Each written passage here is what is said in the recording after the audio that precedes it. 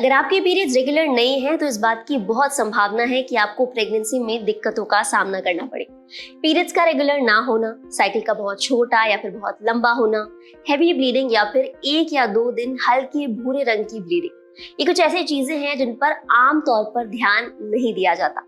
माएं और घर की दूसरी बड़ी महिलाएं कहती हैं कि अरे शादी हो जाने दो, सब ठीक हो जाएगा। लेकिन जब आप वाकई शादी के बाद फैमिली प्लानिंग करने लगते हैं तो आपको मिलता है हेल्थ इश्यूज का बहुत बड़ा सरप्राइज।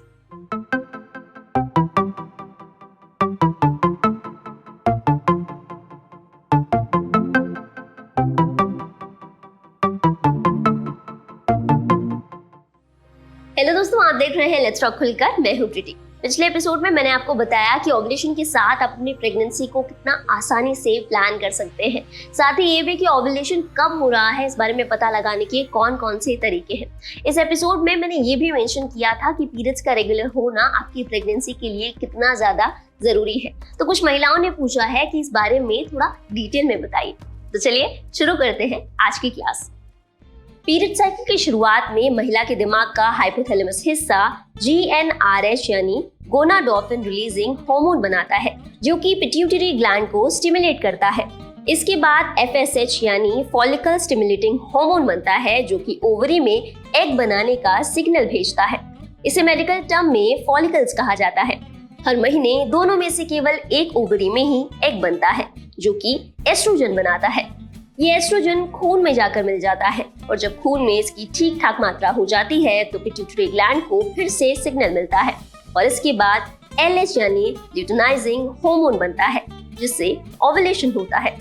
ओव्यूलेशन किट भी इसी हार्मोन का पता लगाती है। इसके बाद जैसे जैसे एग मैच्योर होता है उसके पास गांठ जैसी कोशिकाएं डेवलप होने लगती है। इसे कॉर्पस ल्यूटिम कहा जाता है।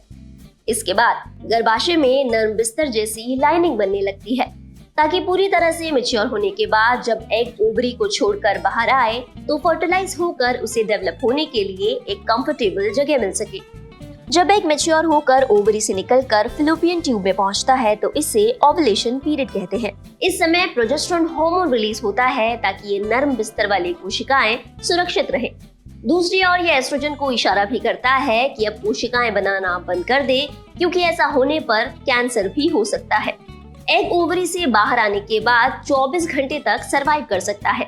इसलिए कहा जाता है कि ओव्यूलेशन की 24 घंटे में संबंध बनाना प्रेगनेंसी को काफी आसान बना देता है। अगर इस समय स्पर्म यूट्रस में पहुंच जाता है तो एग फर्टिलाइज हो जाता है, और अगर ऐसा नहीं होता तो लाइनिंग और एग बाहर निकल जाते हैं, जिसकी वजह से पीरियड्स होते हैं। पिछले एपिसोड में मैं आपको बता चुकी हूँ कि किसी भी महिला के साइकिल को 2 भागों में बांटा जाता है, प्री ओव्यूलेटरी यानी ओव्यूलेशन से पहले का समय और पोस्ट ओव्यूलेटरी यानी ओव्यूलेशन के बाद का समय। ओव्यूलेशन के बाद का समय फिक्स होता है 14 दिन का, लेकिन प्री ओव्यूलेटरी यानी जब अंडा बनता है तब तक का फेज हर महिला के लिए अलग हो सकता है, और यही कारण है कि हर महिला के पीरियड साइकिल अलग अलग हो सकते हैं। एक जरूरी बात, पीरियड साइकिल का 25 से 35 दिनों का होना नॉर्मल माना जाता है, लेकिन अगर आपके पीरियड्स हर 20वें 21वें दिन आ रहे हैं या फिर 40 या 50वें दिन आ रहे हैं तो ये बिल्कुल भी नॉर्मल नहीं है। ये इशारा है कि आपको तुरंत डॉक्टर से मिल लेना चाहिए। ऐसा कई कारणों से हो सकता है। इन कारणों में थायराइड, PCOS यानी पॉलीसिस्टिक ओवरी सिंड्रोम जिसे PCOD भी कहा जाता है, प्रोलैक्टिन हार्मोन का ज्यादा मात्रा में बनना या फिर एंडोमेट्रियोसिस शामिल है। एंडोमेट्रियोसिस नाम जितना कॉम्प्लिकेटेड है उतनी ही कॉम्प्लिकेटेड है ये बीमारी।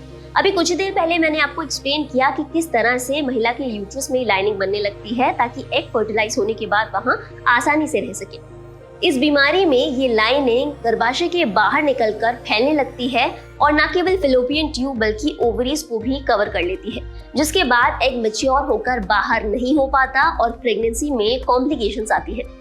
कुछ और कारण भी है जिनकी वजह से आपके पीरियड्स इरेगुलर हो सकते हैं, जिनमें सबसे पहला है ओबेसिटी, दूसरा है फिजिकल इलनेस, कोई बीमारी या फिर हाल ही में आपकी कोई सर्जरी हुई हो या फिर आपने बहुत ज्यादा स्ट्रेस ले लिया हो। इसके अलावा एक्सेस वर्कआउट की वजह से भी पीरियड्स लेट हो सकते हैं, और यही कारण है कि मैराथन या फिर दूसरे स्पोर्ट्स में भाग लेने वाले महिलाओं के पीरियड ज्यादातर रेगुलर नहीं होते। लेकिन ये जो मैंने कारण आपको बताए, इन्हें महज लाइफस्टाइल चेंज के माध्यम से सही किया जा सकता है।